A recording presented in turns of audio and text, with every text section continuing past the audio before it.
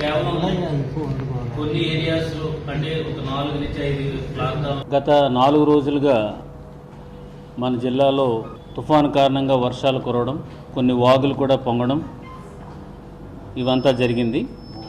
ఈ 4 రోజులు కూడా జిల్లా యంత్రాంగం అంతా కూడా అప్రమత్తమై దాన్ని చాలా ఎఫెక్టివ్గా ఎదుర్కోవడం జరిగింది.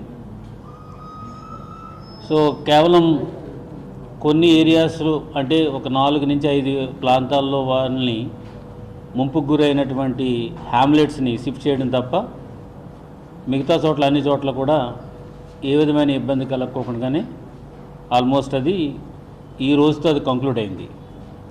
అయితే ఈరోజు వచ్చినటువంటి సమాచారం మేరకు దీనికన్నా మరొక పెద్ద తుఫాను రాబోతుందని వాతావరణ శాఖ వారు హెచ్చరిక ఇచ్చినారు. దాని పేరు కూడా పెట్టారు, మంతా తుఫాన్, మంతా సైక్లోన్ అని దానికి నామకరణం కూడా చేయడం జరిగింది.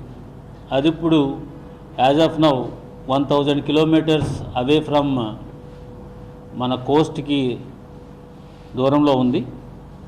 దాని దిశ ఎట్లా ఉందంటే